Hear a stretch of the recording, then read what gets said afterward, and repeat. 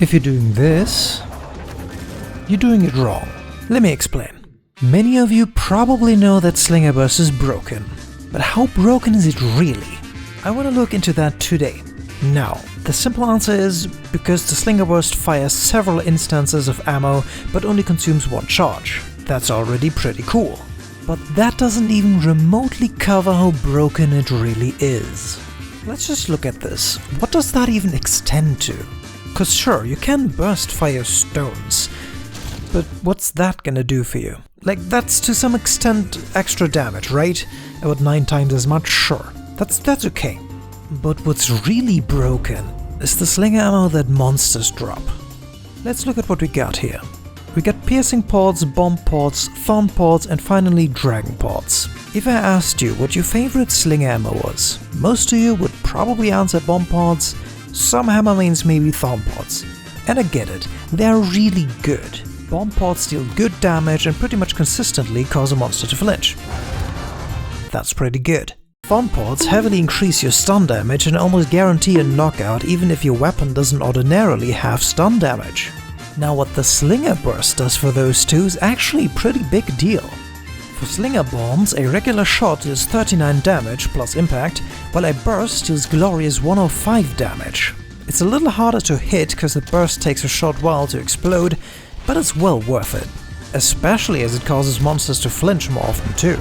Thorn pods regularly shoot one Slinger Thorn that deals stun damage when you hit it. The burst fires 3 at a time, meaning triple the stun damage. Plus, each one you hit also deals damage every time you hit it, which is neat. Now, dragon pods regularly deal very little damage and they don't really do a lot. They do have an average Elder Seal effect on it, but that rarely comes into play if at all. Now with Slinger Burst, it will cause the shot to explode after a short while, dealing way more damage and applying way more Elder Seal as well. Now that's all pretty broken already, but let me show you why piercing pods are my personal favorite. A piercing pod regularly deals mediocre damage at best. It's a little higher for particularly long monsters, but it's not great either way.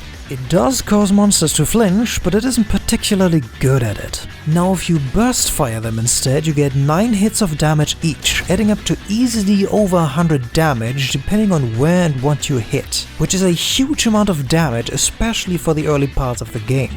The important part is that this damage is always flat. There's no increase to the damage in, let's say, high rank compared to master rank. It will always deal the same damage. And piercing pods are really easy to obtain too. In fact, most monsters, especially in the early game, tend to drop piercing pods. And that's where the piercing pods really shine. In high rank, but even more so in low rank. The drops are different for clutch claw attacks, but there's still a good number of monsters that drop piercing pods there. And let's be real, early game weapons deal no damage whatsoever, especially when they still have yellow sharpness and you just keep bouncing off the monsters. So spamming Slinger Burst a lot of times is just more damage. Let's take a look. The average low-rank Great Jagras has roughly 1500 health. That is about 10 Slinger Burst piercing pods to kill one. 10. To prove my point, you can see in this clip, which is sped up to 4 times speed, how I killed a Tobi Kadachi with effectively only clutch claw attacks and piercing pods. You can watch the full hunt if you want, I put a link in the description, but you get the idea. And that's why I think Sword and Shield and Dual Blades are broken in low and high rank. Because you consistently get ammo out of monsters and you also have easy access to the Slinger Burst, which allows you to literally bully a monster to death.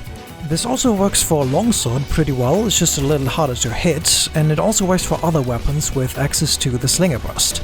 It's just harder to get the ammo on heavy weapons without Shaver. Of course, this works with other Slinger ammo too. Just look at this clip of me bullying a Gyrototus. Another thing you can do, by the way, is Slinger Burst things like knives. This makes it so you require less shots to apply a blight, which means more blights in a single hunt. This is less effective on other types of ammo, but it does make it so you can use certain ammo mid-combo. So if you find yourself using one of those weapons, or if the monster you're hunting is low enough that it's dropping ammo, maybe you abuse the Slinger Burst to bully that thing out of existence. Anyway, that's all I get for you today. If you want to see any of the hunts I showed in this video unedited, I linked them in the video description. See you around.